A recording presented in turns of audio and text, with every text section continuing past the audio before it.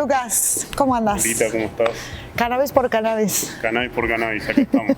Y Santa Marta, ¿qué haces en Santa Marta? ¿Cómo llegaste al Caribe de Buenos Aires a Santa Marta?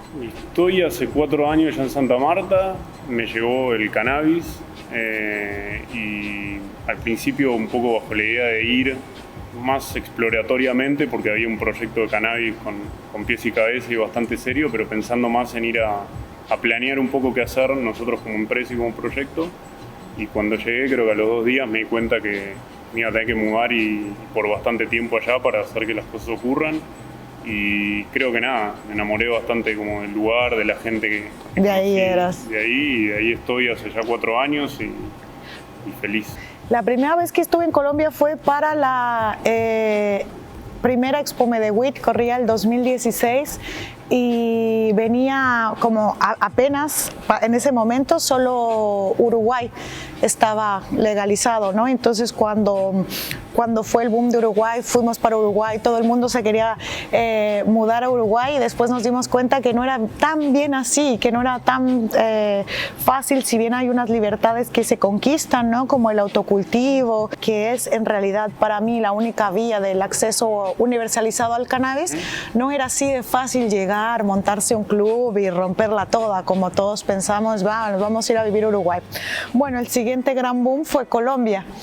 Pasaron varias cosas, corría el 2016 y ahí se estaba haciendo la primera Expo Medellín en Colombia, así que fuimos para Colombia con Canativa, que es el proyecto que yo confundé y en el que sigo trabajando. Y la otra cosa que me convocaba mucho de Colombia fue que para ese año por primera vez nos juntamos un montón de mujeres y armamos en el marco del Expo WIT, nació la Red Latinoamericana de Mujeres Canábicas.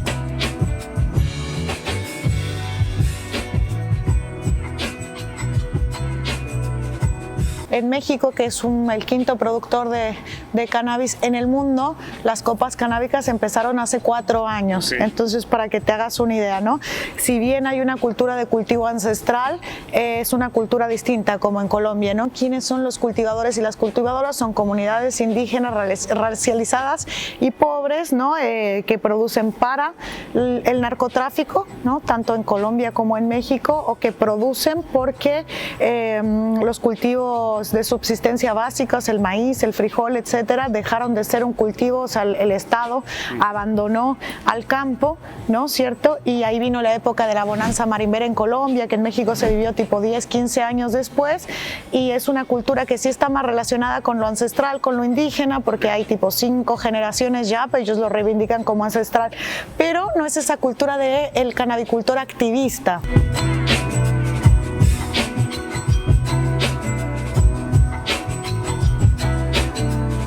La regulación en Colombia se constituye, entre otras cosas, bajo el precepto de que se van a integrar pequeños y medianos cultivadores, comunidades indígenas y de alguna manera devolverle a quienes le tenía que devolver, digamos, el poder de cultivar la planta.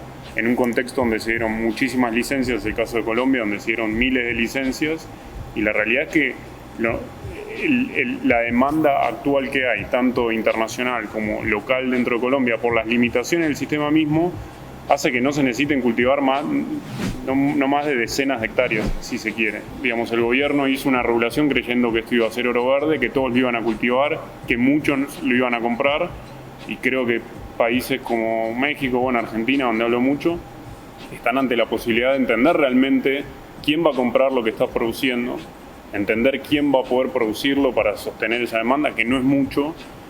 Y a veces como que mi conclusión, cuando sobre todo me hablan de la legalización del uso adulto, el uso recreativo, es casi que es la única manera de que la planta vuelva realmente a gran escala a las comunidades, a la gente, pero también me asusta un poco entender que los procesos que está viviendo Latinoamérica es algo que se va a dar en varios años. Pues se generan expectativas, después no se cumplen esas expectativas y es donde viene como la frustración.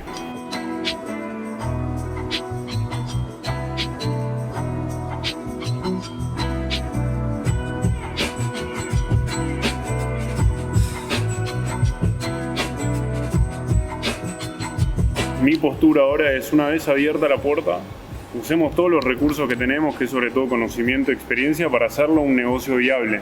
Nunca produjimos cáñamo industrial, nunca hicimos otro modelo de cultivo, mucho más planta por metro cuadrado, otro tipo de genética. Es otra cuestión, más de una cuestión de agricultura extensiva. Es lo que puede tener más impacto más rápido en los pequeños, medianos agricultores, en las comunidades indígenas, como venimos hablando, en hacerlo más expansivo, inclusivo, sin dudas, pero tiene que venir acompañado de vuelta, de políticas públicas que acompañen el crecimiento del cáñamo industrial.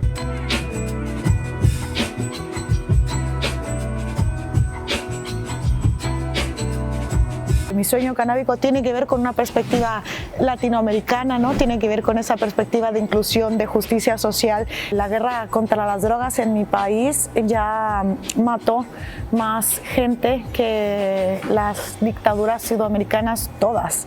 Creo que tiene que ver con reparar, con una perspectiva real, con una perspectiva económica, de que sí es una posibilidad real de empezar a pensar otros mundos posibles, otros acuerdos regionales posibles, otras maneras de que la gente participe.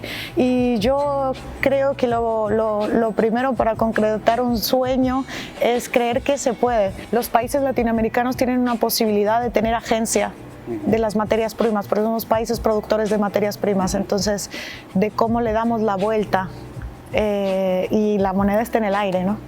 Latinoamérica como región puede pelear junto por el cannabis porque básicamente peleamos por lo mismo y vamos por lo mismo, y yo me imagino como que se empieza a conformar un bloque en el buen sentido de la palabra para realmente reivindicar el cultivo de la planta acá, y va a ser como, seguramente empieza a ser como dispensario del mundo, más allá de también resolver, digamos, las necesidades que haya en la región. Yo sí veo una posibilidad real en el cannabis de hacer un cambio de mundo en el que nosotros creemos y donde la gente del cannabis, la comunidad del cannabis, desde cualquiera de sus perspectivas, tenga dignidad y pueda vivir dignamente de un trabajo que vienen haciendo desde hace siglos, loco. Ha sido una linda sorpresa, y de las cosas que tengo que más agradecer a la vida es que la planta todas las veces me junta con la gente que se volvió mi familia, mis mejores amigos, así que de aquí para adelante, mi guacho, todavía nos queda harto camino por recorrer y por construir ese sueño compartido. Recién empieza. Ay, qué lindo, me encantó, te voy a abrazar, amigui.